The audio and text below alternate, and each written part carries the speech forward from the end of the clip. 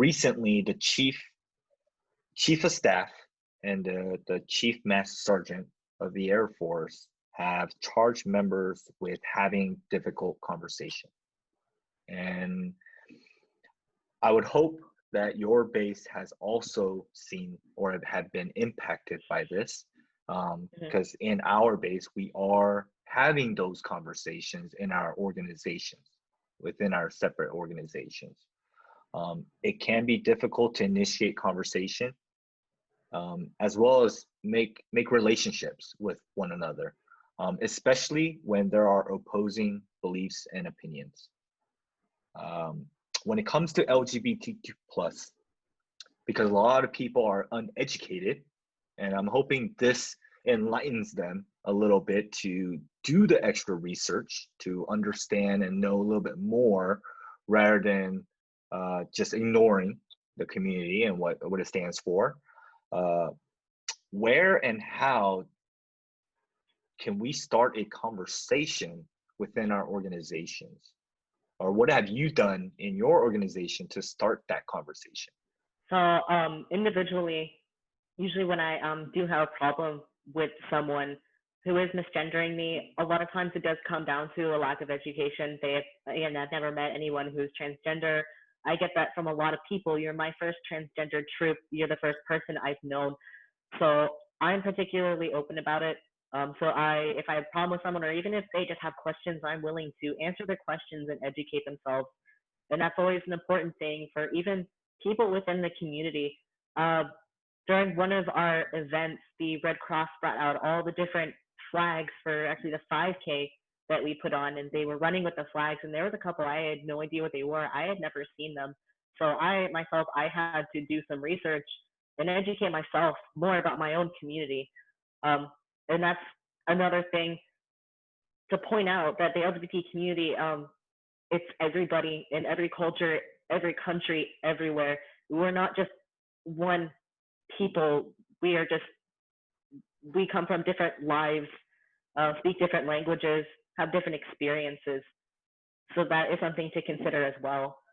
I'd say for starting those conversations, the most important thing you need to realize is not everybody is going to listen. My mom always told me growing up, you can't reason with an unreasonable person. So definitely, if their heart is closed, they're not willing to change their mind, I would say don't. It sounds bad, but don't waste your energy on those people. You'll just be spinning in circles, and it's going to be incredibly stressful. Instead, seek out the people who are willing to learn, those allies, people who want to know more and who genuinely care. For an example, in ALS, there was an individual who, again, I was the very first person they had met who was openly transgender. We went to the O Club to have breakfast before we were doing a study session for class later on in the day. And he was talking to a couple of his buddies. Well, the night he had before, they had gone out drinking, and there had been a transgender woman who started flirting with him.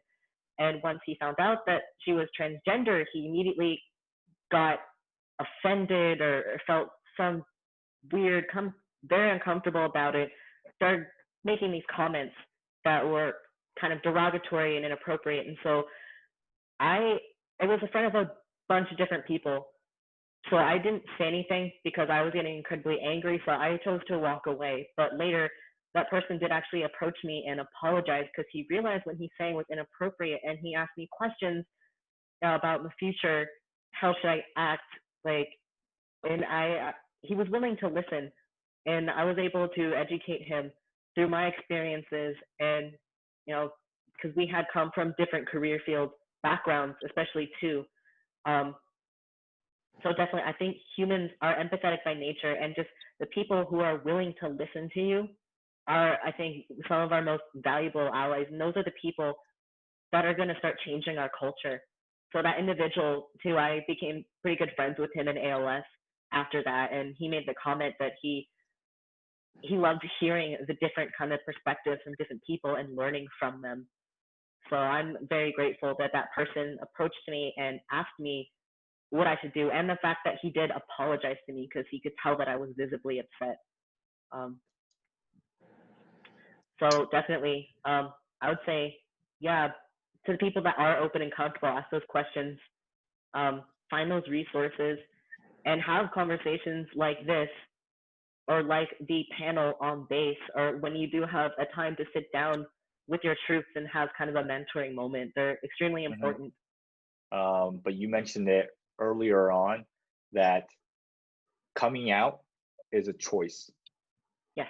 and you should never, as a supervisor, as a peer, or even as a friend, violate that choice or that trust that they may not be uncomfortable, that they may be uncomfortable of coming out and sharing those opinions, right? Sharing Hmm. their reasoning why they want to stay behind, that they don't want to share, right? So we must be aware of that and be cognizant that that is a choice that we need to Yes, respect. absolutely. There is an individual I know who is incredibly open about his sexuality, but he actually was outed by someone kind of against his will when he PCSed, and he said he would have eventually come out, but just because it was a brand new environment, brand new shop, he wasn't sure how people were going to react, and Mhm. he felt a little bit just exposed, I would say, and uncomfortable when that happened. So even the people who are willing to talk about it, just let them do it. It's their choice, especially in kind of the society we live in. There's a lot of work we need to do, and I think it's getting better. But there is always the danger for your mental health, your physical safety in some cases.